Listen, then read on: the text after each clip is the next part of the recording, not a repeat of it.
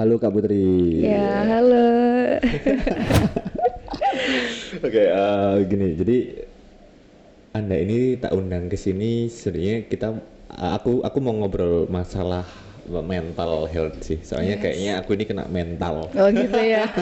Kalau kalau kalau kata anak-anak TikTok kan kena mental. Yes. Iya kan? Sebenarnya yang dikatakan mental health itu apa sih? Kenapa kok bisa orang dikatakan oh ini orang ini kena mental health, oh orang ini kena gini? Itu kayak tolak ukurnya di mana? Tadi kita sempat bicara-bicara juga ya soal Hmm. ini. Sebetulnya kalau dikatakan mental health itu apa kan luas banget kan bahasanya. Hmm. Tapi aku coba mempersempit dari yang kecil dulu lah tentang kesehatan gitu Oke. kali ya. Jadi sebenarnya kalau dari kata WHO gitu ya, sebenarnya Cie. kesehatan itu bukan tentang kita itu dalam keadaan nggak ada sakit atau kesehatan kita tuh lagi kena penyakit, kita punya kelemahan tuh sebenarnya enggak. Oh Jadi iya. kesehatan itu ketika fisik, mental dan kesejahteraan sosial kita tuh bisa seimbang. Nah kalau Oke. kita tarik ke mental health gitu ya, Hmm. sebetulnya dalam kondisi yang sehat kita Hmm. tuh bisa bersikap berkontribusi ke masyarakat, Oke. kita punya cara untuk menyelesaikan daily stressor kita, Oke. kita juga bisa produktif gitu, Hmm. itu yang dikatakan dengan sehat. Tapi sebetulnya mental health itu kita bukan berarti dalam kondisi yang sehat-sehat semua, itu enggak. Kondisi yang sakit-sakit semua, itu enggak.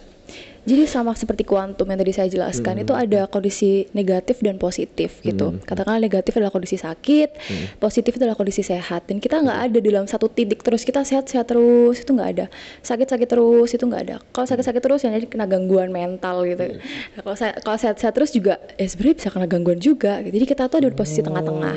Kadang kita ngerasa sakit, kadang kita juga ngerasa sehat gitu. Jadi nggak ada posisi saklek yang mengatakan bahwa mental healthku bagus, aku lagi dalam keadaan senang dan sebagainya, nggak ada. Jadi kita pasti akan ada di posisi tengah-tengah kayak gitu. Oh gini, bisa nggak sih? Semisal gini nih, semisal aku yang orang awam, maksudnya Yes. yang tidak begitu tahu tentang masalah psikologi, tiba-tiba aku mendiagnos diriku sendiri bahwasanya aku kena mental, entah entah aku ini depresi deh kayaknya orangnya, aku ini kayak dikit-dikit kena apa dikit gitu kayak sedih banget, berarti aku kena mental deh, kena kayak gini-gini. Yeah. Bisa nggak sih orang, maksudnya diri sendiri, kita sendiri itu mendiagnos diri kita Self sendiri? diagnose ya. Bisa nggak sih?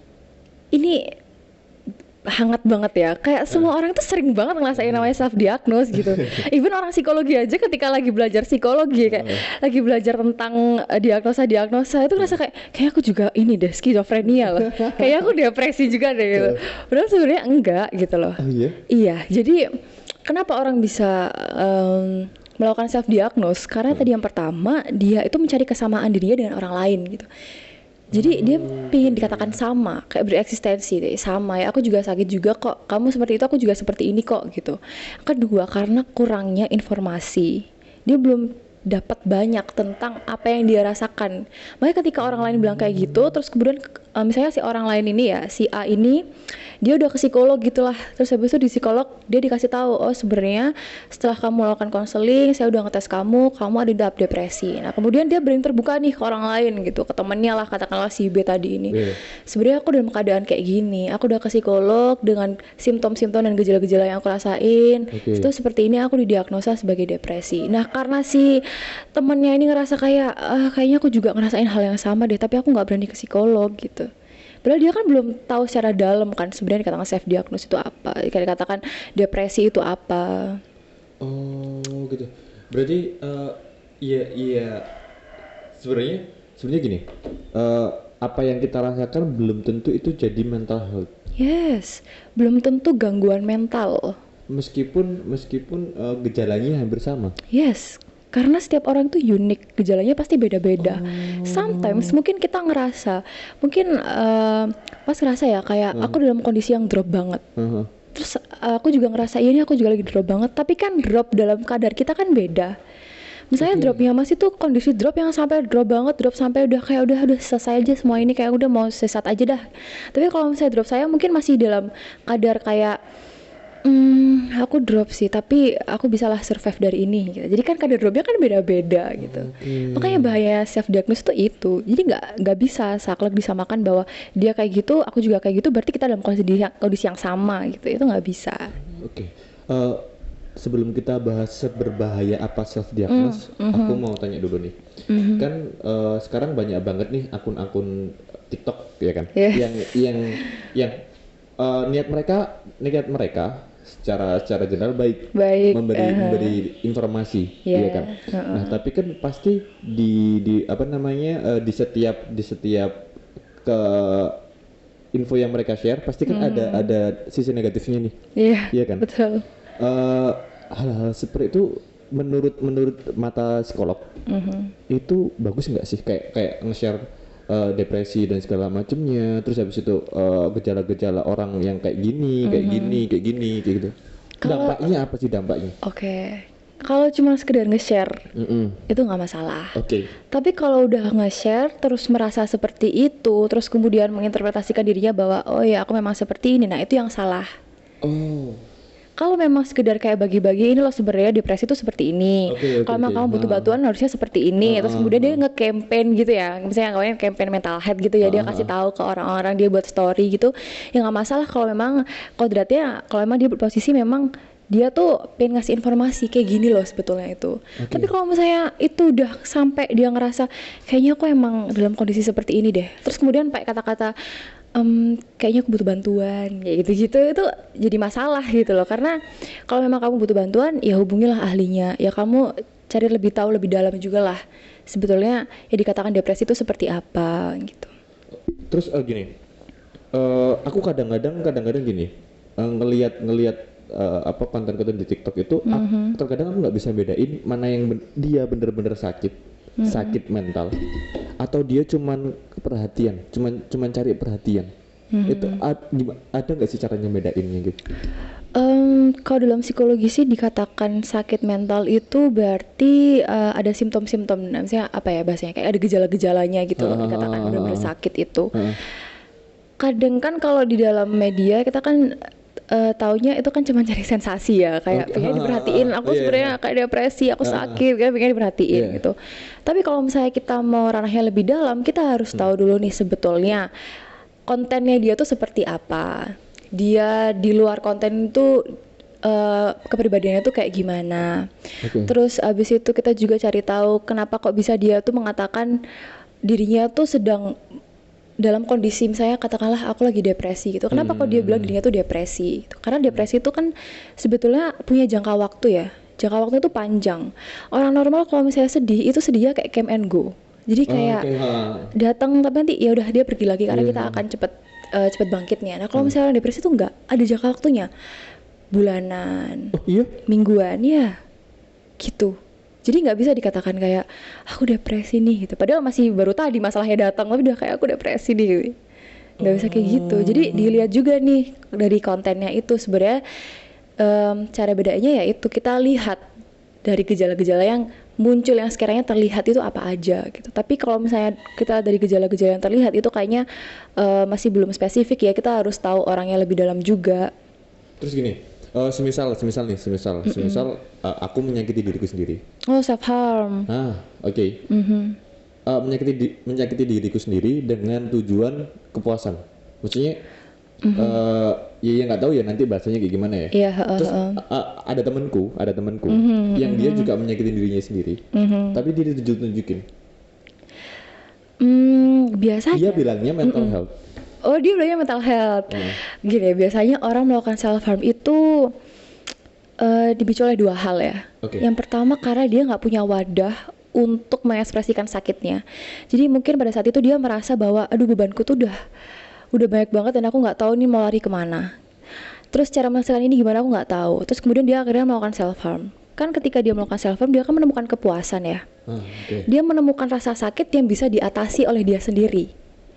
Self harm itu, aku sakitnya terasa, aku bisa ngerti sakitnya gimana, tapi kan dia nggak bisa menyelesaikan masalahnya. Akhirnya dia melakukan self harm. Tapi ada juga self harm yang memang dia tuh aku pengen diperhatiin, that's why aku melakukan itu.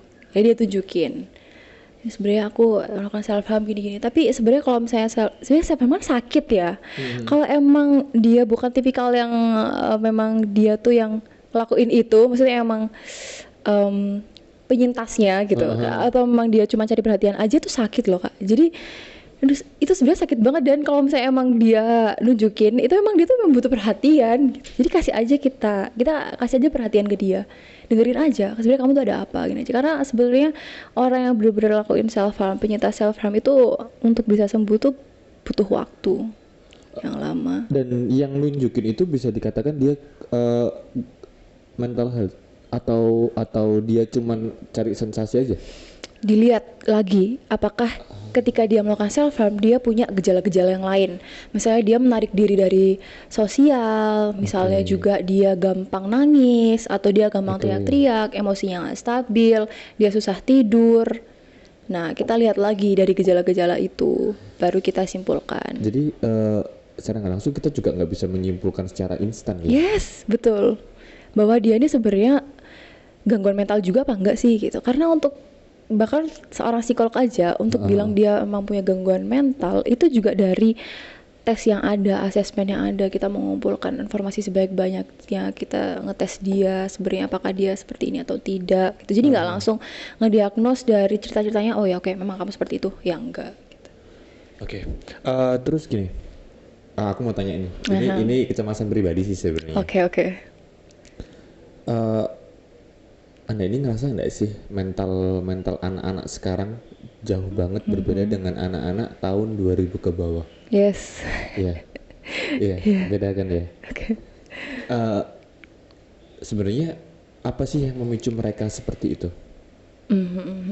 Tahu nggak apa? Kalau dilihat ya, kita lihat dari yang paling jelas aja lah. Iya, paling jelas aja lah.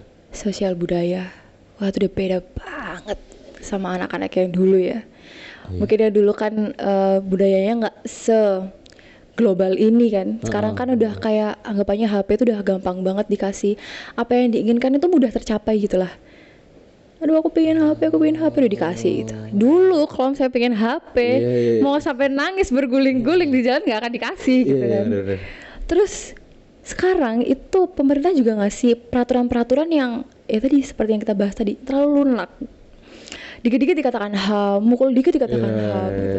Ya kayak gini kan berarti karena beberapa tahun ini kan sering banget kejadian di mana murid dipukul sama gurunya, tiba-tiba gurunya dilaporin polisi, ya kan. Terus habis itu guru ngaji nyubit, dilaporin polisi, orang tuanya nggak terima, ya kan. Iya beda dengan tahunku yang dulu kan. Nah, aku masih ingat. Aku dulu jadi ya nakal di sekolah gitu kan, sampai dipukul sama guruku. Habis itu aku di rumah itu kan ada bekas dipukul gitu kan. Ada bekas dipukul. Terus orang tua aku tanya, "Loh, kenapa kamu kok sampai memar kayak gini?" Aku bilang, "Aku habis dipukul," gitu. "Lah kenapa?"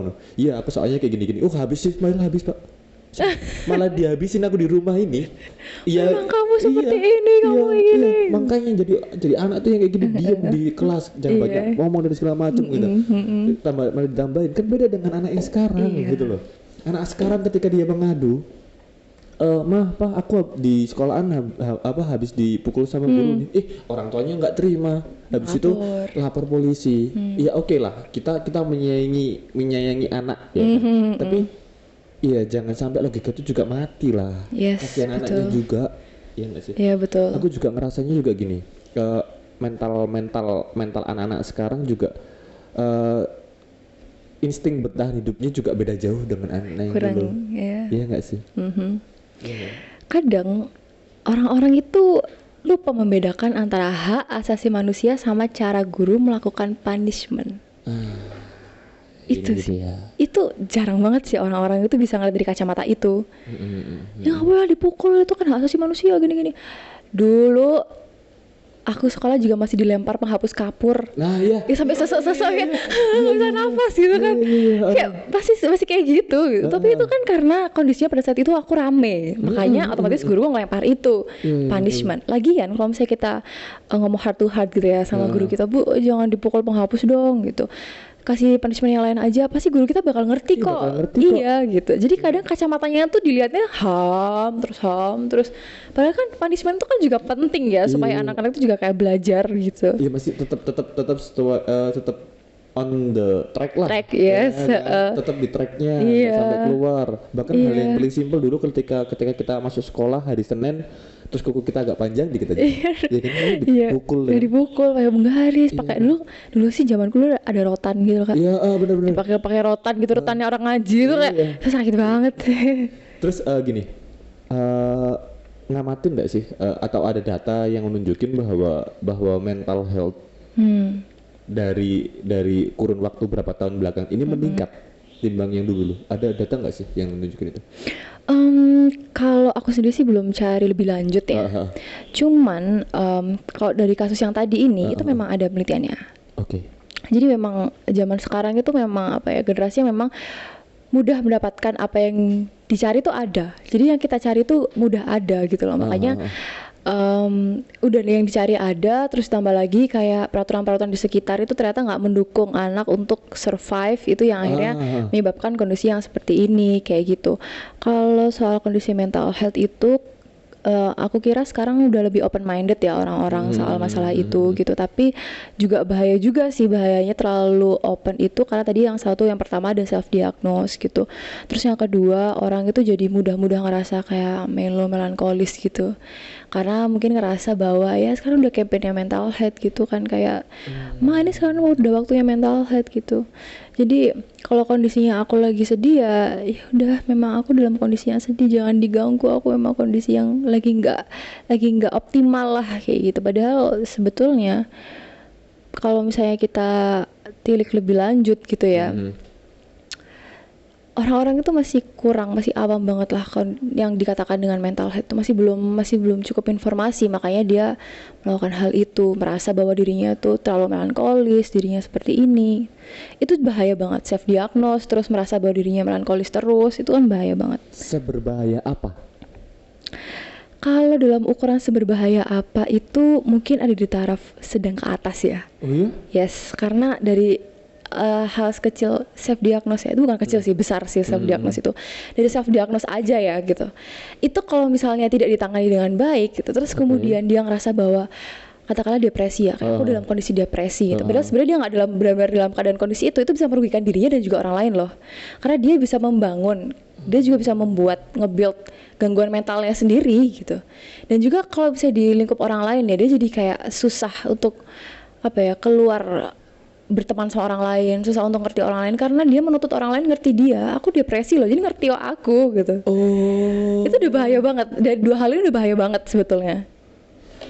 Bisa nggak sampai di titik dimana awalnya self diagnose nih, awalnya self diagnose terus dia tidak mendapatkan penanganan yang tepat hingga katakanlah sudah bertahun-tahun dia kayak gitu, sampai di titik suicide? Ada dong, tentu. Karena dia nggak nyari informasi lebih lanjut, dia merasa bahwa dia seperti itu, terus akhirnya dia melihat orang-orang sekitar juga ya bahwa ternyata orang-orang yang seperti itu juga melakukan suicide. Akhirnya dia merasa bahwa ya emang udah drop banget di masalah ini, aku udah nggak kuat lagi, jadi emang harusnya aku suicide juga deh. Seberbahaya itu? Yes, bahaya banget banget. Makanya jangan melakukan self diagnose ya, kayak ini bahaya banget, jujur bahaya banget. Kamu bisa bangun mental, kamu bisa bangun gangguan mentalmu sendiri, kamu bisa membuat dirimu tuh sakit beneran, kamu bisa mempersempit cara kamu bersosial. Udah bahaya banget, seberbahaya itu gitu. Dan kenapa orang-orang masih melakukan itu? Jadi gini, berarti kan aku banyak banget nih ngelihat konten-konten itu di TikTok ya kan, dan segala macamnya. Dan pengguna TikTok pun sudah banyak banget. Yes. Ya kan? Berarti bisa disimpulkan secara tidak langsung bahwasanya semua informasi yang ada di situ harus benar-benar ditelaah dong. Yes. Nggak hanya di TikTok, di film juga, berita juga. Sometimes self diagnose itu juga bisa terjadi ketika kita nonton film. Oke. ada satu film gitulah, dia menceritakan tentang bipolar gitu.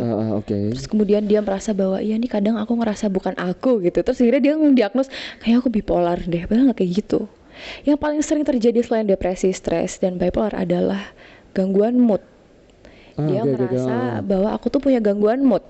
Padahal gangguan mood itu juga punya waktu untuk berubah. Nggak tiba-tiba 5 menit ya dia seneng-seneng kan ya, terus 5 menit kemudian dia langsung sedih. Itu bukan gangguan mood gitu. Ya memang kamu aja kondisinya lagi emang nggak optimal gitu. Gangguan mood itu ada jangka waktunya. Gini, aku punya temen, Yes. aku punya temen yang dia itu perubahan emosinya cepat berubah. Oke. Yang katakanlah aku datang seneng nih, terus ada satu perkataan aja yang bikin aku nggak enak, aku langsung bener-bener berubah. Itu kayak itu kenapa ya? Ya karena dia sensitif. Kayak gitu, udah sesederhana itu aja. Nggak bisa kayak apa ya, nggak semua hal ya. Karena sekarang banyak banget campaign mental health itu, nggak semua hal itu menjadi sesuatu yang emang dia emang gangguan. Iya. Itu harus ada simptom-simptom yang jelas. Harus kita lihat juga bagaimana pergaulannya, bagaimana kepribadiannya, bagaimana dia menyikapi sesuatu pun ya. Bagaimana jangka waktu tidurnya itu juga bisa termasuk loh. Oh iya? Yes, kayak gitu. Kalau misalnya memang lagi datang terus kemudian kita nggak sengaja ngomong nggak enak terus dia marah ya karena dia sensi aja kali ya gitu. Atau memang pada saat itu dia dalam kondisi yang lagi nggak enak, katakanlah mungkin dia lagi ada masalah gitu. Kemudian akhirnya dia bersikap seperti itu tuh juga bisa. Kecuali kalau memang itu terjadi terus menerus ya, terus memang. Terus menerus dengan kondisi yang diikuti bahwa dia tuh menarik diri dari sosial. Enggak sih, enggak sampai kayak gitu. Iya, cuman dia kadang-kadang nggak bisa, nggak gini. Dia itu harus dibawa happy terus. Oh gitu. Serius. Dia itu harus dibawa happy terus. Ketika dia nggak happy, ada satu dua kata yang bikin dia nggak enak aja, dia pulang beneran. Di jalan dia marah-marah. Oke. Kayak gitu. Jadi gimana ya? Gini deh. Ya aku paham. Apakah ketika dia marah dia juga kayak banting-banting barang, mukul-mukul barang? Badannya. Oh, nyakitin diri sendiri. Ketika dia marah dia menunjukkan itu ke orang banyak. Dia sempat nggak ketika dia marah terus kemudian dia teriakin orang lain gitu? Enggak sampai. Oh, tapi dia menyakiti dirinya. Iya, dia menyakiti dirinya. Nggak sampai yang kayak dia masih ada kontrol lah ke dirinya, tapi dia melampiaskannya ke dirinya sendiri. Itu ada. Oh, kalau gitu kita lihat nih kontrol dia tuh sebetulnya sebesar apa atas dirinya. Itu berarti juga belum bisa dikategorikan dia mental health. Belum bisa kan? Belum. Mungkin lebih enak kita pakai bahasa kayak gangguan mentalnya kali ya. Gitu. Karena kalau misalnya kondisi mental health itu kita bisa di keadaan tengah-tengah, kita bisa di keadaannya emang kita lagi senang aja hari itu, kita juga bisa dalam keadaan sedih gitu. Jadi kayak kalau misalnya memang dia dalam kondisi yang udah parah banget ya sakitnya gitu, itu kita sebut dengan gangguan mental. Terus gini, sebenarnya hal apa yang paling tepat dilakukan ketika kita, jadi kan kayak ngerasa oh ya kayak gini deh, ya kan? Ketimbang aku self diagnose nih, hal tepat apa yang harusnya kita lakukan? Oke. Yang pertama, salah kaprah lah. Oke. Nggak sok-sokan aja kayak aku depresi gitu ya. Yang pertama yang harus diyakini adalah kita nyari informasi terkait apa yang kita rasain. Nyari informasi nggak harus ke Alodoc doang, tapi dari jurnal, tapi dari ahli juga gitu. Kalau nggak salah 119 ya. Itu juga menyediakan layanan psikologi loh. Secara gratis selama 30 menit. Kalau misalnya kamu memang dalam kondisi yang memang gak ada uang dan kamu pengen tahu itu lebih dalam ya tanya aja. Dan banyak juga sekarang kayak konseling gratis gitu. Kalau misalnya kamu mau tahu gitu kan, cari aja di sana. Perdalam dulu lah, cari tahu banyak dulu lah. Sebenarnya apa sih yang benar-benar kamu rasakan itu? Apakah sesuai dengan apa yang kamu pikirkan? Apa yang udah sesuai dengan kamu interpretasikan? Yang seperti kamu lihat apakah udah benar atau belum gitu? Karena nggak bisa dapat informasi dari TikTok aja nggak bisa, dari jurnal aja nggak bisa. Kita harus punya ahlinya. Kita harus tahu. Iya betul. Karena seperti balik yang tadi yang udah aku bilang ya, kalau udah salah kaprah udah bahaya, udah bahaya banget dari diri sendiri, udah dari diri kamu, terus ke lingkungan sosial kamu udah bahaya banget. Yang pertama cari informasi dulu nih. Kalau kamu udah merasa informasi itu udah kuat gitu, terus kemudian kamu merasa bahwa ternyata aku seperti itu gitu. Kalau kamu masih belum mau ke psikolog, cari orang yang sekiranya kamu bisa bantu untuk share, menyelesaikan masalahmu. Kayak gitu. Kalau memang semua ini udah kamu ngerasa complicated, nggak bisa, aku butuh orang, butuh bantuan. Ya waktunya kamu untuk cari ahlinya. Kalau misal gini, dari awal udah salah langkah nih. Yes. Tapi di tengah-tengah dia sadar bahwa dia salah langkah. Satunya dia datang ke ahlinya. Masih bisa ditolong kah? Sangat masih bisa ditolong. Iya. Suatu hal yang udah nggak bisa ditolong lagi adalah kematian. Itu udah benar, itu udah hak paten gitu ya. Jadi masih bisa berarti kan dia? Bisa. Masih bisa. Masih bisa, apalagi masalahnya masih tengah-tengah ya. Jadi it's okay, masih bisa ditolong. Ada nggak sih klien yang dia datang dengan begitu banyak permasalahan, ya kan, masalahnya banyak banget, terus keadaannya berangsur-angsur membaik. Ada nggak sih? Sangat ada. Jadi ini unik banget sih. Jadi kemarin aku sempat magang di salah satu rumah sakit di Malang gitu kan.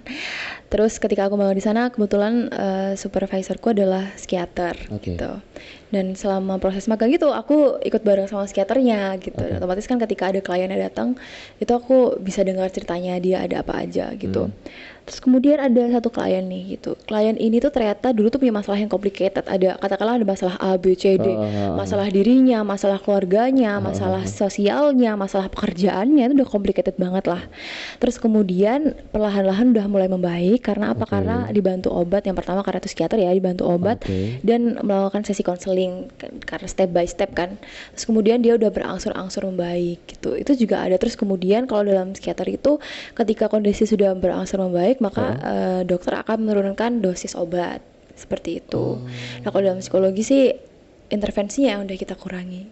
Misalnya 1 minggu 3 kali ketemu, 4 kali ketemu, kita kurangi waktunya karena udah berangsur-angsur membaik. Ketika dia udah berangsur membaik, dia sudah bisa memetakan dan menyelesaikan masalahnya sendiri. Seperti itu. Dan itu baik banget kok Mas, baik banget. Berangsur-angsur membaik gitu. Fungsinya obat itu buat apa? Kalau fungsinya obat sendiri itu misalnya dia kena gangguan anxiety ya. Berarti kalau ada gangguan anxiety itu kan kontrol, misalnya dia jantung berdebar-debar, terus kemudian mungkin dia merasa pening. Nah fungsinya obat itu ya itu untuk menurunkan dia supaya jantungnya nggak berdebar-debar gitu. Karena kan kalau misalnya berdebar-debar kan kita juga gak usah orang anxiety lah, orang kita aja kalau misalnya dalam kondisi yang jantung berdebar-debar, kita kan ngerasa nggak nyaman banget kan, ngerasa kayak aduh ini udah apa sih, udah kan gak enak banget kayak gitu. Jadi fungsinya obat di situ ya itu untuk menurunkan tadi kayak jantung berdebar-debar. Misalnya kalau misalnya dia nggak bisa tidur selama ini, fungsinya obat tuh supaya dia bisa tidur gitu, untuk memberikan dia kondisi yang tenang gitu, meningkatkan kadar oksitosin gitu juga bisa. Oke, terakhir nih. Terakhir nih, ada nggak sih pesan-pesan yang mau Anda sampaikan ke teman-teman di luar sana, biar mereka itu nggak sampai salah langkah untuk nyikapin fenomena yang sekarang lagi happening? Aduh, ini kalau pesannya ini kayak pengennya membara ya, karena kayak aduh gatel banget kadang gitu. Aku suka yang kayak gini-gini. Kayak guys, kayak gimana bro, gimana ya, jangan lakuin self diagnose karena ini bahaya banget. Jangan asal lakuin self diagnose. Kamu ngelihat film, terus kemudian kamu ngerasa bahwa aku seperti itu, terus kemudian kamu nggak nyari informasi lebih lanjut, terus akhirnya itu tertanam dalam dirimu bahwa kamu adalah depresi, kamu lagi stres. Wah itu bahaya banget buat dirimu, buat teman-temanmu, buat ibumu, buat semuanya deh. Itu udah kacau banget. Pertama jangan lakukan self diagnose. Kalau misalnya memang kamu butuh bantuan, nggak bisa ke psikolog, carilah teman yang bisa bantu. Karena satu-satunya masalah yang nggak bisa diselesaikan adalah kematian, coy. Jadi selama itu bukan iya, kematian. pasti bisa diselesaikan. That's why ada Tuhan. Ya benar. That's why ada teman. That's why ada keluarga. That's why ada support system. Oke. Berarti secara nggak langsung circle yang baik itu juga menolong. Sangat circle yang baik itu sangat menolong banget lah. At least kayak setiap orang pasti punya satu lah orang yang dia percaya gitu. Iyalah pasti. Gitu. Dia datanglah aja kamu ke sana, mintalah pertolongan, mintalah bantuan, dan itu nggak memalukan gitu. Dan mungkin mereka yang sedang atau sedang ngerasain itu kalian juga nggak sendirian kan? Yes. Oke. Kita semua juga ngerasakan hal yang sama, kayak it's okay gitu. Kamu nggak perlu ngerasa sendiri, kamu nggak perlu ngerasa kesepian gitu. Ya merasakan itu adalah kondisi yang normal dan wajar. Setiap orang pastilah ngerasa kesepian, pasti ada satu titik merasakan hal seperti itu. Tapi jangan terus menerus kamu merasa bahwa aku tuh sendiri. Enggak, no, you're not. Kita semua juga merasakan hal yang sama kok. Oke. Terima kasih Mbak Putri. Sama-sama. Atas waktunya, ilmunya sangat bermanfaat bagi saya. Dan semoga juga bermanfaat bagi teman-teman di luar sana yang mungkin sekarang punya permasalahan yang hampir sama dengan yang kita bahas ya. Dan mungkin kita nanti bakal ketemu lagi. Oke, ya kan? seru nih kayak gini nih. Iya. Pembicaraan kita bakal seru kok nanti. Oh gitu ya. Soalnya kan yang kita bahas masih di atas Masih nih. awal, masih permukaan gitu ya. Masih permukaan, belum sampai yang dalam. Oke. Terima kasih banyak ya Bu Putri. Oke. Semoga lancar segala urusannya. Amin. Terima kasih. Oke.